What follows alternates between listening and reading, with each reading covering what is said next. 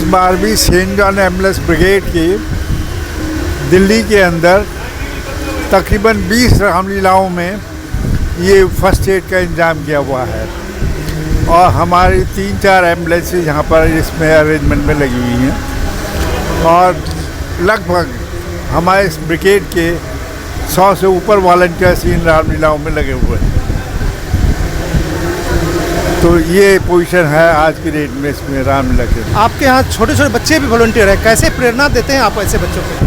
देखिएगा, हम स्कूलों में जाकर के फर्स्ट एड की ट्रेनिंग देते हैं, इन बच्चों को ट्रेन करते हैं, इनको मोटिवेट करते हैं, इनको प्रेरणा देते हैं। ये यहाँ पर छोटे छोटे बच्चे, क्योंकि आज जो छोटे बच्चे हैं यही कल को बड़े होंगे और यही वॉलंटियर का काम करते हैं। और मैं आपको बताऊँ कि रामलीला शुरू होने से पहले अब ये जो पंडाल लगा हुआ है, हमारे ललिता प्रसाद जी इस एरिया में ये असिस्टेंट कमिश्नर है सेंट्रल दिल्ली के, और ये 8-10 दिन पहले यहाँ पे आकर के उनसे कॉन्ट्रैक्टर से कोऑर्डिनेट करके, रामलीला अथॉरिटी से कोऑर्डिनेट करके इसको कैंप को लगाते हैं, इसको सेटअप करते हैं। तो और ये अपने इलाके के हर जगह में अपने अपने इलाके के वॉलंटियर्स आते हैं। तो छोटे बच्चे, इनको हम स्कूलों से इनको मोटिवेट करते हैं, इनको प्रेरणा देते हैं और ये आगे बढ़ कर के सीखते हैं, करते हैं। तो अब आज की डेट में जो बड़े बड़े वॉलंटियर्स जो कि इंचार्ज बने हुए, इनको सपोर्ट करते हैं, इनके सहायता करते हैं ललिता प्रसाद जी की, यही वॉलंटियर है जो कि स्कूलों से इन्होंने ज्वाइन किया था। आज से 10 साल पहले, 15 साल पहले इन्होंने ज्वाइन किया ब्रिगेड को और वहाँ से काम करते रहे, हर साल काम करते हैं और वहाँ से इनको प्रेरणा मिलती है इसमें ब्रिगेड में काम करने की। आपने सेंट जॉन एम्बुलेंस के साथ अपनी पूरी ज़िंदगी बिता दी, ऐसा कोई अनुभव बताइए जिससे कि आपको लगा हो कि यहाँ आकर के आपको अच्छा लगा हो? ऐसा देखिएगा कि मैं तो सेंट जॉन एम्बुलेंस में देखिएगा 1960 से इस ऑर्गेनाइजेशन के अंदर हूँ और मेरी पेड अपॉइंटमेंट, मैं ऑल इंडिया हेडक्वार्टर से as deputy secretary general retire हुआ। मैं जॉइंट सेक्रेटरी का काम देखा, मैंने सेक्रेटरी जनरल का भी काम देखा,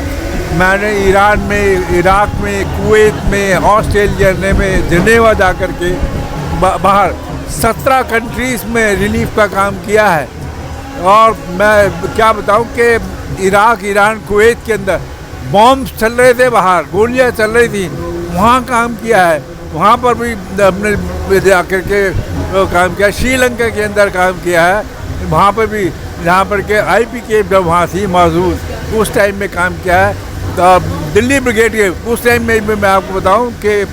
श्रीलंका के अंदर हमने तमिलनाडु गवर्नमेंट से डॉक्टर्स, नर्सिस उनको हायर किया था, वहाँ पे हॉस्पिटल में लगाया था और दिल्ली ब्रिगेड के